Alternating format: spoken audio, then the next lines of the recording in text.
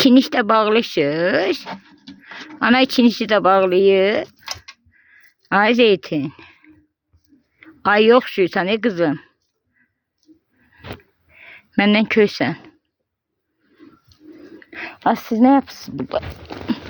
Ne yapırsınız? Hı? Ne yapırsınız? Lokum! Ne yapıyorsunuz? Uyanmışsınız. Güneşlenirsiniz. Şimdi şey doyucu yiyip. Size güzelsiniz. Size kurban olma. Güzeller. Tati tati. Hala mən də yorulmuşam. Gəlin böyrünüzə girin, mən də yatım. Çox gözəlsiz yatın. Qaynınız çox tati tati yap. Zeytin. Sən açanda mən şikayət eləyirlər. Deyirlər tavuğumuzu yiyir. Lokum qapını qırma. Fındıq niyə qaşıyırsan yeri?